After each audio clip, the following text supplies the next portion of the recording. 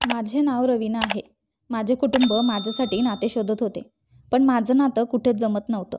कारण मी एक साधारण दिसणारी मुलगी होते. आजकालच्या मुलांना आधुनिक मुली आणि सुंदर मुली जास्त आवडतात. आमच्यासारख्या गृहिणी आणि घरकाम करणाऱ्या मुलींना या जगात महत्त्व नाही. माझे लग्न लवकरात लवकर व्हावे अशी माझ्या कुटुंबाची इच्छा होती. कारण मला माझ्यापेक्षा लहान 2 बहिणी आणि एक भाऊ होता. त्यानंतर माझ्यानंतर त्यांचे लग्न होणार होते. पण माझे नाते काही जुळत नव्हते. त्यामुळे माझे आईवडील खूप नाराज झाले होते. नातेसंबंध जुळवणाऱ्या लोकांशीही ते बोलले होते, ज्यांना त्यांनी भरपूर पैसेही दिले होते. पण आत्तापर्यंत ते आमच्या सामन्यांचे तपशील घेऊन येत नव्हते. माझ्या कुटुंबाची इच्छा होती की त्यांच्या मुलीचे लग्न खूप पैसे असलेल्या कुटुंबात किंवा ज्या कुटुंबात पैशांची तीव्र कमतरता आहे अशा कुटुंबात न व्हावे. आम्ही मध्यमवर्गीय लोक होतो. म्हणूनच माझे कुटुंब फक्त माझ्यासाठी मध्यमवर्गीय कुटुंब शोधत होते, जिथे त्यांची मुलगी सुखी राहून आपले घर आनंदाने स्थायिक करू शकेल. असेच बरेच दिवस निघून गेले. पण आजतायगत माझ्या आईवडिलांना आशेचा किरण दिसला नव्हता. माझ्या आईवडिलांनी हार पत्करली होती आणि ठरवले होते की माझ्या लहान बहिणींपैकी कोणासाठी नाते माझ्यासमोर आले तर त्यांचे लग्न आधी करतील. कारण माझी दुसरी बहीण खूप सुंदर होती. तिच्यासाठी नाते होते. पण आईबाबांनी माझ्यामुळे ते नाते नाकारले होते. ते म्हणाले की त्यांना आधी आपल्या मोठ्या मुलीचे लग्न करायचे आहे आणि मगच आपल्या लहान मुलीचे लग्न करायचे आहे. माझ्या कुटुंबियांची खूप निराशा झाली होती आणि आता त्यांना पराभव स्वीकारून माझ्या लहान बहिणीचे लग्न करावे लागले. कारण तिच्यासाठी अनेक नातेसंबंध होते आणि आमच्या काही नातेवाईकांनी माझ्या पालकांना समजावून सांगितले होते की त्यांच्या मुलींना ज्या वयात नाते येतील त्या वयात त्यांचे लग्न झाले पाहिजे. मोठ्यांच्या फायद्यासाठी तुम्ही धाकट्यांचेही नाते नाकारता. असे होऊ शकते की नंतर तुम्ही छोटीसाठी नाते शोधू लागाल तेव्हा तिला नाते सापडणार नाही. ज्याप्रमाणे तुम्हाला मोठ्यांसाठी त्रास होत आहे त्याचप्रमाणे तुम्हालाही धाकट्यांच्या वेळीही त्रास होत राहील. माझ्या आईवडिलांना याची खूप भीती वाटत होती. म्हणूनच त्यांनी माझ्या लहान बहिणीचे लग्न लावून दिले. माझ्या धाकट्या बहिणीचे लग्न झाल्यापासून लग्नाचा उल्लेख ऐकताच माझे रक्त उकळायचे. आता मला लग्न करायचं नव्हतं. माझे नाते अजून आले नव्हते. माझ्या आईवडिलांना नेहमी माझी काळजी असायची. पण मी त्यांना म्हणायचे की तुम्हाला माझी काळजी करण्याची गरज नाही. आता मला लग्नात रस नाही. जमलं तर करेल आणि नाही जमलं तर आयुष्यभर असंच घालवेल. आई म्हणू लागली, बेटा असं होऊ शकत नाही. एक ना एक दिवस मुलीला सासरच्या घरी जावेच लागते. मी म्हणाले, मी माझ्या सासरच्या घरी जाण्यास नकार देत नाही. आता जर माझे नाते जुळत नसेल तर यात माझा दोष आहे का? मी लग्नाची आशा सोडली होती. माझ्यापेक्षा लहान बहिणीचे लग्न होऊन 2 वर्ष झाली होती. तर माझ्या धाकट्या बहिणीचेही लग्न झाले होते. कदाचित माझ्या हातात लग्नाची रेषाच नसेल. असाच बराच वेळ निघून गेला.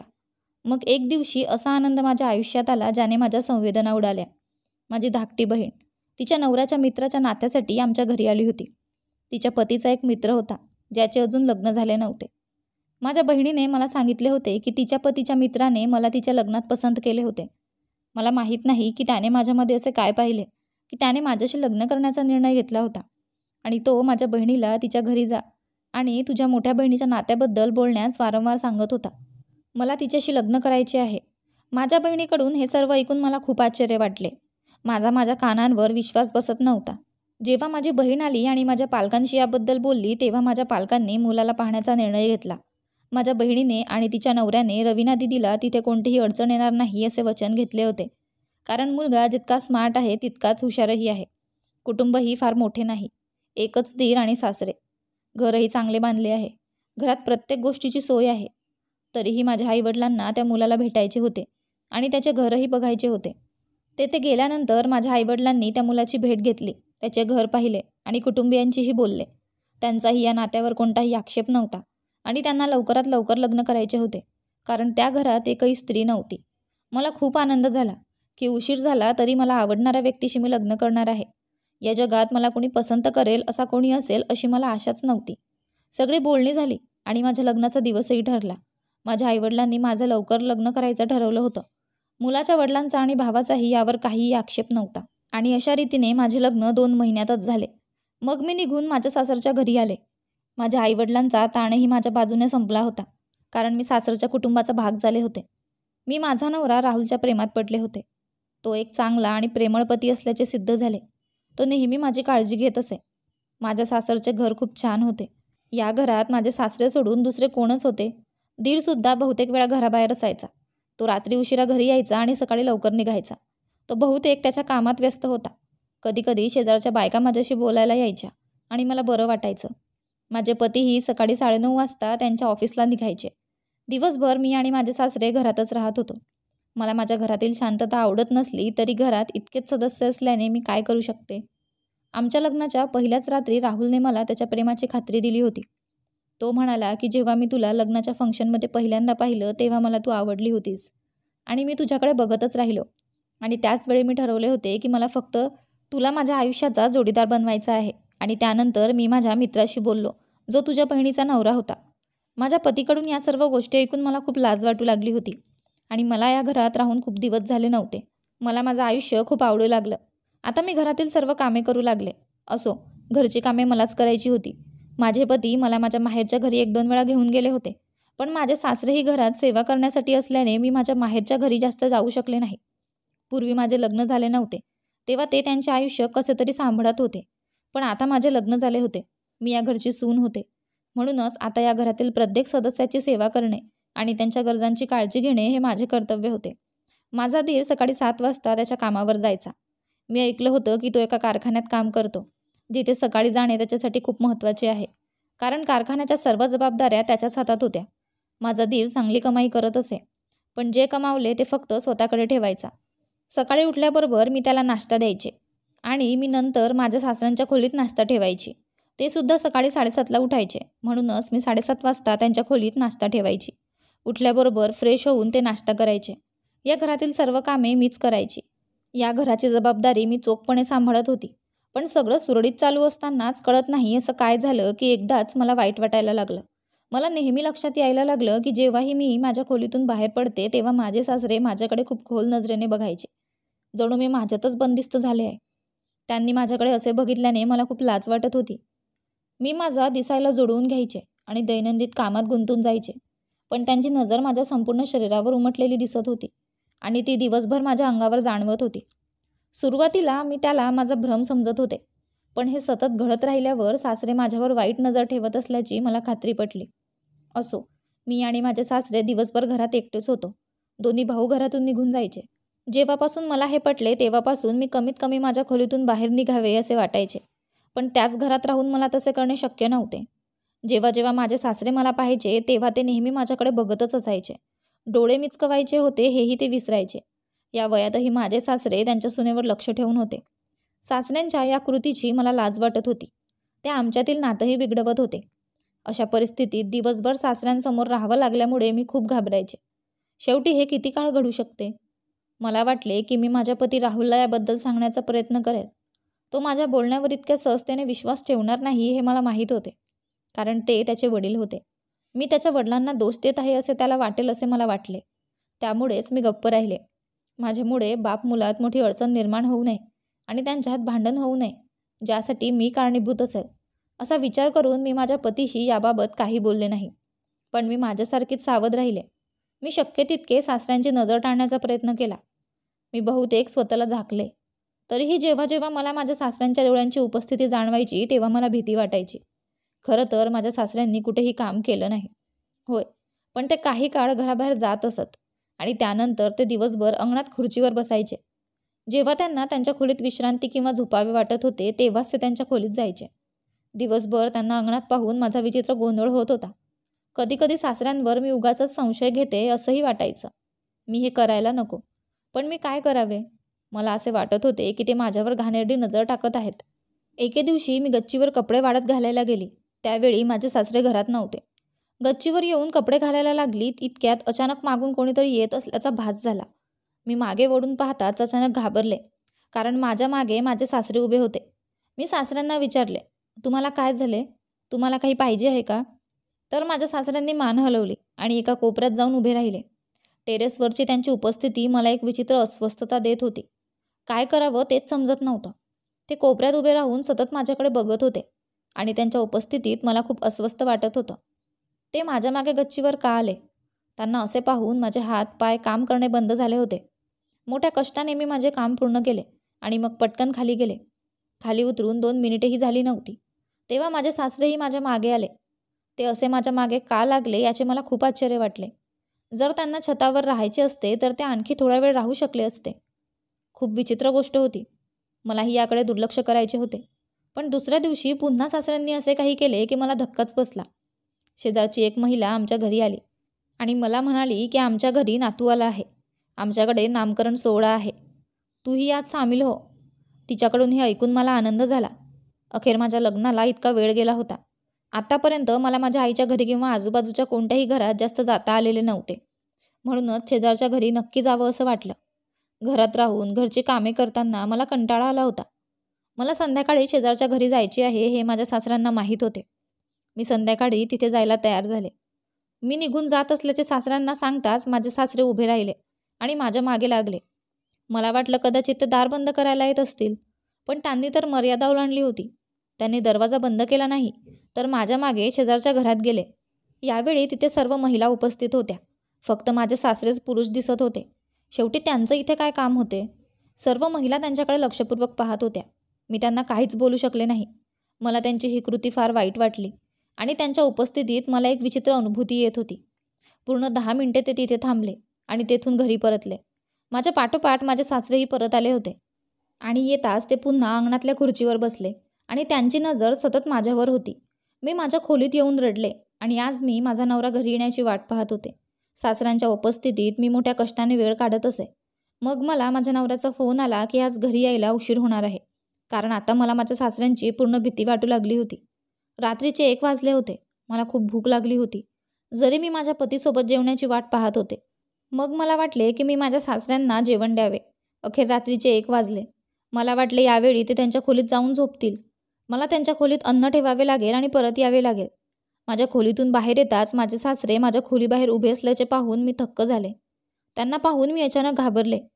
मी त्यांना म्हणाले, मी तुम्हाला जेवण देते, जेवण खा. मी माझ्या सासऱ्यांना जेवण दिले आणि मग मी माझ्या खोलीत परत आले. आता मला माझ्या सासऱ्यांची आणखीनच भीती वाटू लागली होती. मी माझ्या नवऱ्याला फोन करून लवकर घरी येण्यास सांगितले. माझे पती म्हणाले की मला घरी यायला अर्धा तास लागेल. रात्री 2च्या सुमारास माझे पती घरी आले. तोपर्यंत माझे सासरे त्यांच्या खोलीत जाऊन झोपले होते. मी आणि माझे पती एकत्र जेवलो.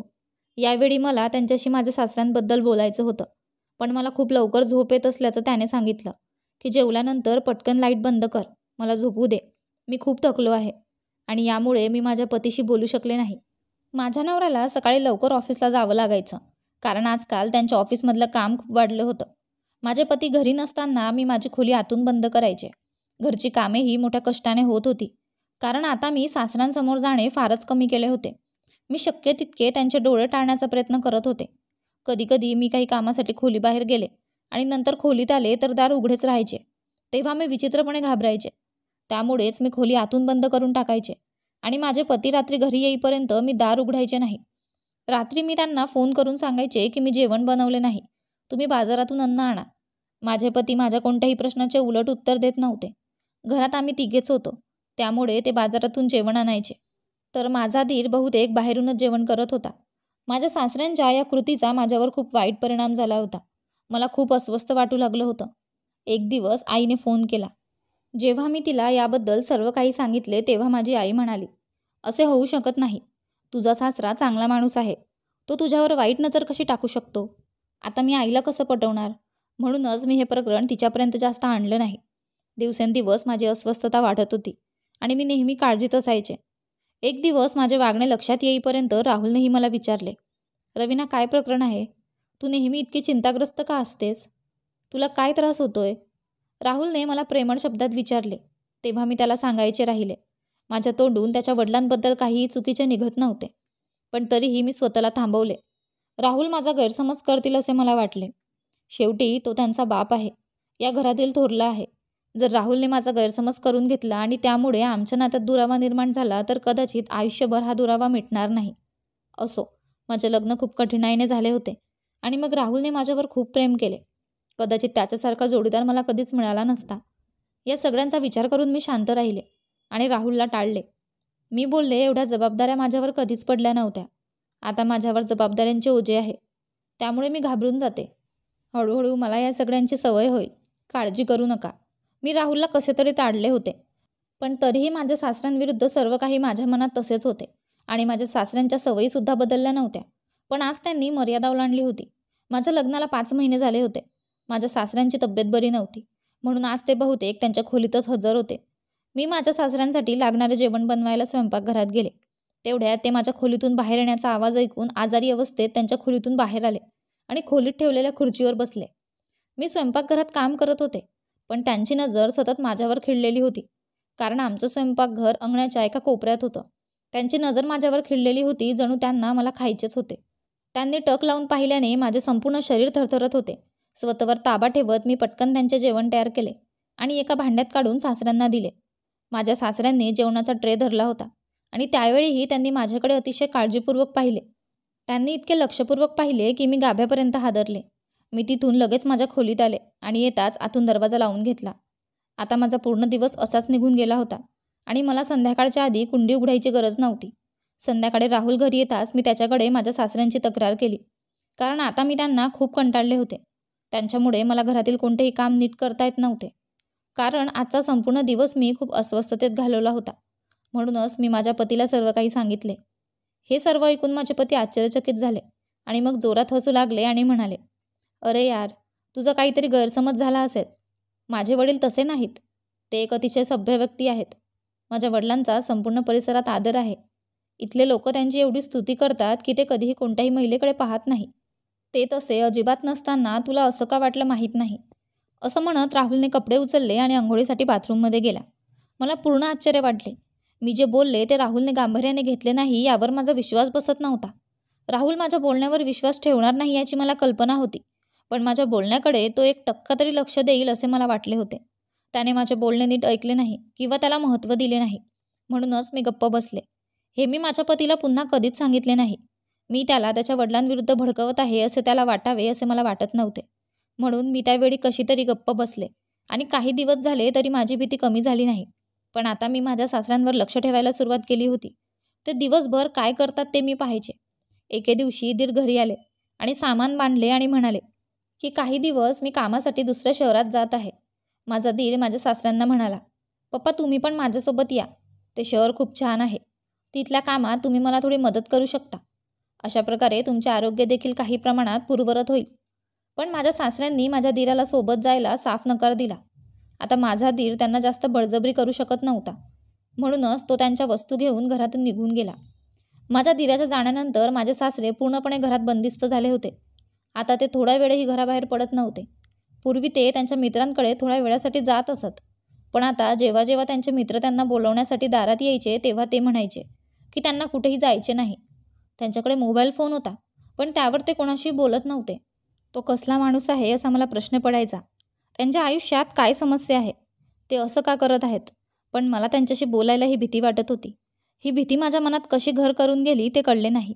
आता ते नेहमी अंगणात बसून शांतपणे इकडे तिकडे पाहत असत. मी जेव्हा जेव्हा अंगणात जायचे तेव्हा ते माझ्याकडे विचित्र नजरेने पाहत असत. त्यामुळे मी गोंधळून जायचे. एक दिवस आश्चर्यकारक गोष्ट घडली. हवामान खूप बदलत होते आणि हळूहळू उष्णता वाढत होती.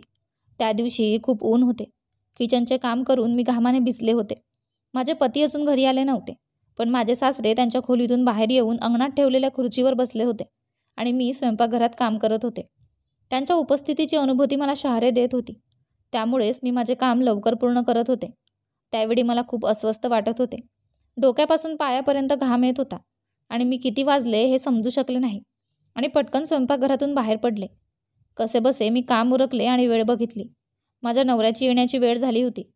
त्यामुळेच माझी अवस्था बघितली तर माझे सर्व कपडे घामाने भिजले होते आणि माझ्या हातून एक विचित्र वास येत होता. मी माझे कपडे उचलले आणि आंघोळीसाठी बाथरूममध्ये गेले.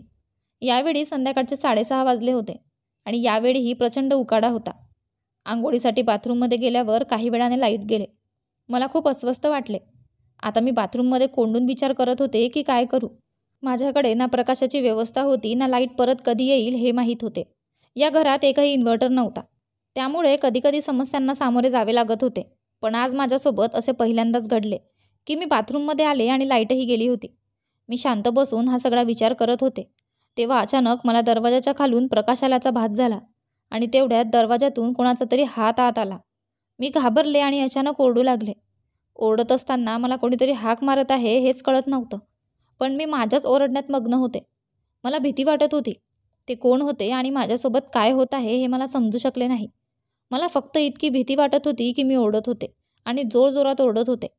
थोडा वेळ गेला होता तेव्हा अचानक लाईट आली. त्यामुळे माझ्या भावना काहीशा बऱ्या झाल्या. मी स्वतःवर ताबा मिळवला होता. मी पटकन कपडे घातले आणि बाहेर आले. तर माझा नवरा माझ्यासमोर अडचणीत उभा होता आणि मला बघून त्याला राग येऊ लागला. त्याने विचारले, तुला काय झाले? तू वेडी झालीस का? इतक्या वेळेपासून मी तुला आवाज देतोय. मी खूप वेळेपासून तुला सांगण्याचा प्रयत्न करत आहे की मी आहे, घाबरू नकोस, किंचाळू नकोस, पण तुला माझा आवाजच ऐकू येत नाही. अंधारात घाबरू नये म्हणून मी तुला माझ्या मोबाईलचा टॉर्च दाखवत होतो, पण तू ओरडत होतीस. उलट तुला माझा आवाजही ऐकू येत नव्हता. मी तुला किती वेळा हाक मारली आणि विचारले, तुला काय झाले आहे, तू का ओरडतेस? पण तुझे भान सुटले आहे. बाथरूमच्या आत तुला काय झाले? माझ्या पतीने मला हे भयानकपणे सांगितले आणि मला स्वतःची लाज वाटू लागली. आता मला जाणवलं की राहुल मला सतत आवाज देत होता, पण माझ्याच गोंगाटामुळे मला त्याचा आवाज ऐकू येत नव्हता. त्याऐवजी मी ओरडत होते. मला पूर्ण लाज वाटली आणि हा पेच दूर करण्यासाठी मी त्याला म्हणाले, खरं तर तू घरी आला आहेस हे मला माहीत नव्हतं. मी जास्त घाबरले कारण मला अंधाराची भीती वाटत होती आणि वर प्रकाश मला यावेळी खूप वाईट आणि भीतीदायक वाटत होता. त्यामुळे मी घाबरले आणि ओरडू लागले. मी माझी चूक मान्य केली होती. माझा नवरा कसा तरी शांत झाला होता, पण त्याच्या चेहऱ्यावरचा राग अजूनही दिसत होता. मला खूप लाज वाटत होती. मला काय झाले ते मी समजू शकले नाही. या विचारात मी नुकतीच येऊन बेडवर बसले होते. तेव्हा माझा नवराही माझ्याजवळ बसला आणि माझा हात हातात धरून म्हणाला, रवीना, खरं सांग, तुला काय प्रॉब्लेम आहे? ज्या प्रकारे तू ओरडत होतीस जणू तू भीतीने ओरडत होती. तुझ्या आत काहीतरी भीती दडलेली असते. नक्कीच काही भीती आहे जी तुला योग्यरित्या आनंदीही होऊ देत नाही. तू सतत चिंताग्रस्त राहतेस. काय हरकत आहे? काय झालंय तुला? तू मला काही सांगशील का? राहुलने मला खूप प्रेमाने विचारले आणि मग मला स्वतःवर नियंत्रण ठेवता आले नाही आणि मी त्याला सर्व काही सांगत गेले. माझ्या आत जी भीती होती, जी भीती माझी अशी अस्वस्थता होण्यास कारणीभूत होती, त्याला फक्त त्याचे वडील जबाबदार होते. हे सर्व त्यांच्यामुळेच घडत होते. मी माझ्या नवऱ्याला सगळं सांगितलं होतं, जे तो शांतपणे ऐकत राहिला. पण ते सर्व सांगताना मला खूप रडू येत होते. माझ्या पतीने मला मिठी मारली आणि माझे सांत्वन करू लागले. तो म्हणाला, गप्प बस, रडायची गरज नाही. माझा नवरा मला म्हणाला, रवीना, खरं तर ही माझी चूक आहे. हे सगळं मी तुला आधीच सांगायला हवं होतं. नाहीतर कदाचित तू अशा भीतीचा बळी झाली नसती. मी पटकन माझ्या पतीकडे पाहिले. माझे पती म्हणू लागले, खरे तर माझे वडील खूप चांगले व्यक्ती होते. आमच्या परिसरात त्यांचा खूप आदर होता. ते डोकं उंच धरून आणि छाती उंच करून चालत असत. त्यांनी माझ्या आईसोबत प्रेमविवाह केला होता. त्यांचे माझ्या आईवर इतके प्रेम होते की त्यांनी आपल्या कुटुंबियाच्या विरोधात जाऊन तिच्याशी लग्न केले. माझे आजी आजोबा माझ्या आईवडिलांच्या लग्नाच्या विरोधात होते. त्यांना माझ्या आईचे कॅरेक्टर अजिबात आवडत नव्हते. जरी माझे वडील माझ्या आईच्या सौंदर्यावर मोहित झाले होते. म्हणूनच त्यांनी त्यांच्या आईवडिलांशी भांडण करून माझ्या आईशी लग्न केले. आईच्या या जगात कोणीच नव्हते. त्यामुळेच सगळ्यांना तिचा गैरसमज झाला आणि माझ्या वडिलांना वाटत होते की ज्या मुलीला आईवडिलांची सावली नसते तिचं लोक वाईट गैरसमज करतात. आईला आधार देण्यासाठी वडिलांनी तिच्यावर प्रेम केले आणि तिला आदराने घरात आणले. या लग्नामुळे आई ही खूप खुश होती. वडिलांनी तिला जगातील सर्व सुख दिले होते आणि फक्त आईमुळे माझे वडील आईवडिलांपासून वेगळे झाले. मग माझा जन्म झाला आणि त्यानंतर 3 वर्षांनी माझ्या लहान भावाचा जन्म झाला. सर्व काही अगदी सुरळीत चालले होते. माझ्या वडिलांचा माझ्या आईवर खूप विश्वास होता. पण माझे आजी आजोबा नेहमी माझ्या वडिलांना सांगायचे की या मुलीसाठी तू आम्हाला सोडून जात आहेस. बघ, एक दिवस तुला मोठ्या संकटाला सामोरे जावे लागेल. आईच्या प्रेमापलीकडे माझ्या वडिलांना काही दिसत नाही असे वाटले. त्यांनी माझ्या आजी आजोबांशी असलेले सर्व संबंध पूर्णपणे तोडले आणि अशी अनेक वर्षे गेली. प्रथम माझी आजी गेली आणि नंतर माझे आजोबा. त्यांचा मुलगा गेल्यावर त्यांचे निधन झाले. त्यावेळी मी 8 वर्षांचा होतो आणि माझा धाकटा भाऊ 5 वर्षांचा होता. आईचे आम्हा दोन्ही भावांवर खूप प्रेम होते. पप्पा आधीच त्यांच्या कुटुंबापासून दूर राहत होते. माझ्या आजोबांच्या मृत्यूनंतरही वडिलांनी त्यांच्या घरात कोणताही हिस्सा मागितला नाही, कारण त्यांच्या हयातीत माझ्या आजोबांनी वडिलांना मालमत्तेतून बेदखल करून संपूर्ण संपत्ती त्यांच्या उरलेल्या 2 मुलांमध्ये वाटून घेतली होती. म्हणूनच माझ्या वडिलांचा माझ्या आजी आजोबांच्या कोणत्याही गोष्टींवर अधिकार नव्हता. माझ्या वडिलांना याबद्दल कोणतीही खंत नव्हती. ते अजूनही आपल्या पत्नी आणि मुलांसह खूप आनंदी होते. परंतु एके दिवशी असे काहीतरी घडले ज्याची माझ्या वडिलांना अपेक्षा नव्हती. माझ्या वडिलांनी माझ्या आईला कधीही प्रतिबंध केला नाही. आईला कुठेही जावं लागलं तर ती आम्हा दोघं भावांना घरी सोडून एकटीच जायची. कारण मी इतका मोठा झालो होतो की स्वतःची काळजी घेण्याबरोबरच मी माझ्या लहान भावाचीही काळजी घ्यायचो. पप्पा आईला विचारायचे, कुठे चालली आहेस? तर आईबाबांना सांगायची की मी माझ्या मैत्रिणीच्या घरी जाते. पप्पा याबद्दल बेफिकीर होते आणि त्यांनी आईला परत काहीही विचारले नाही, कारण त्यांचा पत्नीवर खूप विश्वास होता. म्हणूनच आम्ही चुकूनही त्यांच्यावर संशय घेऊ शकलो नाही. बाबा येण्यापूर्वी आई घरी परत यायची, पण त्या दिवशी आई अजिबात घरी आली नाही. पप्पाही घरी आले होते. आम्ही दोघे भाऊ घरी एकटेच होतो. पप्पांनी मला विचारले, आई अजून घरी आली नाही? मी त्यांना म्हणालो, नाही बाबा, आज आई कुठे आहे माहीत नाही. आईला घर सोडून 7 तास झाले होते. माझे वडील माझ्या आईसाठी खूप काळजीत होते. म्हणूनच जेव्हा वडिलांना असह्य झाले तेव्हा ते आईला शोधण्यासाठी निघून गेले. मम्मीच्या सर्व मैत्रिणी तिचा शोध घेण्यासाठी तिथे गेल्या, पण मम्मीचा कुठेही पत्ता नव्हता. पप्पांना आईची खूप काळजी वाटत होती. त्यांनी आईचा खूप शोध घेतला, पण ती कुठेच सापडली नाही. असेच 2 दिवस गेले. वैतागलेल्या वडिलांनी पोलिसात जाऊन आईच्या हरवल्याची तक्रार दाखल केली. जेव्हा पोलिसांनी आईचा शोध घेण्याचा प्रयत्न केला तेव्हा त्यांना कळाले की आईने आमच्या वस्तीत राहणाऱ्या 3 मुलांच्या वडिलांची स्वखुशीने लग्न केले होते आणि ती त्याच्यासोबत पळून गेली होती आणि आता तिला माझ्या वडिलांसोबत राहायचे नव्हते. पोलीस या प्रकरणात काहीही करू शकले नाहीत, कारण ही आमची घरगुती बाब होती. होय, हे निश्चित होते की त्यांनी आईला शोधून काढले आणि बाबांना सर्व माहिती दिली. पण ही बातमी ऐकून माझे वडील पूर्णपणे उद्ध्वस्त झाले. आईसोबत लग्न करण्यास मनाई करण्यात आपल्या आईवडिलांची चूक नव्हती हे त्यांच्या लक्षात आले होते. आईवडील जिवंत असताना जे बोलले त्यावर जर त्यांनी विश्वास ठेवला असता तर कदाचित हा दिवस त्यांना पाहावा लागला नसता. याबद्दल पप्पांना खूप वाईट वाटले. आई खरंच चारित्र्यहीन स्त्री होती. तिला 2 मुलं होती आणि तिच्यावर खूप प्रेम करणारा नवरा सोडून ती दुसऱ्या पुरुषासोबत पळून गेली होती. याचीही तिला लाज वाटली नाही, ज्याने त्याच्यामुळे आपले कुटुंब सोडले. आईच्या बेवफाईने बाप उद्ध्वस्त झाला होता. पप्पांनी आम्हा दोघांना खूप कष्टाने वाढवले होते, पण ते शुद्धीवर नव्हते. मग मी तरुण झालो आणि घरच्या सर्व जबाबदाऱ्या मी उचलल्या. आम्ही दोघे भाऊ आईशिवाय जगायला शिकलो होतो, पण वडिलांना हे सगळं सहन होत नव्हतं. पप्पांनी त्यांची अवस्था खूप वाईट केली होती. कालांतराने वडिलांचे मानसिक संतुलन बिघडले. मी लहान वयातच काम करू लागलो आणि नंतर माझे शिक्षण पूर्ण करून मला चांगली नोकरी मिळाली आणि मी माझ्या भावालाही नोकरी करण्यास सक्षम बनवले. पण माझे वडील माझ्या आईच्या दुःखात इतके गळून गेले होते की त्यांचे मुलं काय काम करतात हेही त्यांना कळले नाही. पप्पा आता कोणत्याही स्त्रीवर विश्वास ठेवत नाहीत.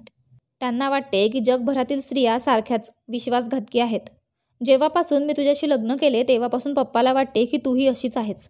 एका महिलेमुळे पप्पांना जगातील सर्व महिला अविश्वासू दिसतात. त्यामुळे ते तुझ्यावर लक्ष ठेवतात. तू त्यांच्या मुलाचा विश्वासघात करून पडून जाऊ नये. पप्पा इतके उदास झाले आहेत की ते कुणाशी फारसे हसत नाहीत आणि बोलत नाहीत.